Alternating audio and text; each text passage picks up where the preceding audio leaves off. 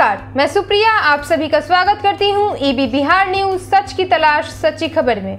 तो आइए अब नजर डालते हैं बिजनेस अपडेट्स पर। बुधवार को लगातार दूसरे दिन 4 सरकारी बैंकों के शेयरों में 20% तक तेजी आई। मंगलवार को भी इन शेयरों ने 20% तक की तेजी दर्ज की थी। इनमें bank of Maharashtra, bank of India, central bank of India और इंडियन ओवरसीज बैंक शामिल है। दरअसल रॉयटर्स की रिपोर्ट के अनुसार इन चारों बैंकों की पहचान निजीकरण के लिए की गई है। बजट में वित्त मंत्री निर्मला सीतारमण ने 2 सरकारी बैंकों के निजीकरण का ऐलान किया था। लगातार 2 दिन की शानदार तेजी से इन बैंकों के शेयरों के भाव 40% तक बढ़ चुके हैं।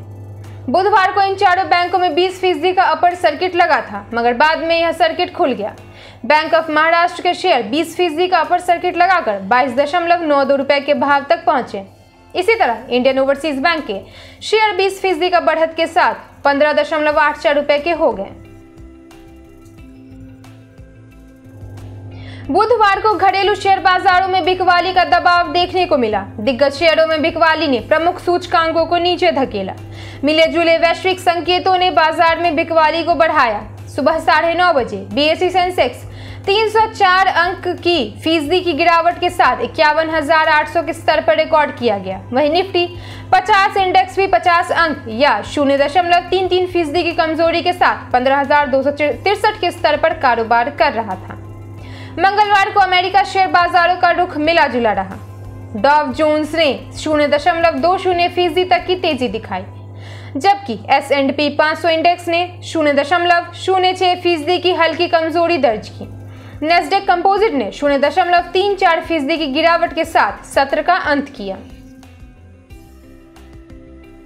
मेंथा ऑयल वायदा में बुधवार को भी तेजी दिखी। दिन में 12 बजे MCX पर मेंथा ऑयल का फरवरी वायदा 3.50 रुपए यानी 0.37% की तेजी के साथ 956 रुपए प्रति किलोग्राम पर कारोबार कर रहा था। मंगलवार को मेंथा ऑयल का भाव 952.50 रुपए प्रति किलोग्राम पर बंद हुआ था। आज सुबह मेंथा ऑयल वायदा 955 रुपए पर खुला।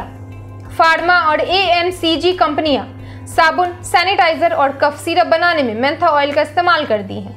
सैनिटाइजर और कफ सिरप के अलावा ये मसाला उद्योग में भी काम आती है। मेंथा ऑयल का इस्तेमाल कन्फेक्शनरी उत्पादों में सबसे ज्यादा होता है। भारत दुनिया का सबसे बड़ा मेंथा ऑयल उत्पादक और निर्यातक है। मेंथा ऑयल की सबसे ज्यादा पैदावार यूपी में होती है। कर्मचारी भविष्य निधि संगठन EPFO वित्त वर्ष 2020-21 के लिए प्रोविडेंट फंड डिपॉजिट पर ब्याज दर की 4 मार्च को घोषणा कर सकता है। 4 मार्च को EPFO के सेंट्रल बोर्ड ऑफ ट्रस्टीज की श्रीनगर में बैठक है। इस बैठक में 2020-21 के लिए ब्याज दर की घोषणा करने के प्रस्ताव पर फैसला किए जाने की संभावना है। EPFO के एक ट्रस्टी कई रघुनाथन ने कहा कि उन्हें CBT की अगली बैठक श्रीनगर में 4 मार्च को होने की सूचना सोमवार को मिली। बैठक का एजेंडा शीघ्र ही भेजा जाने वाला है।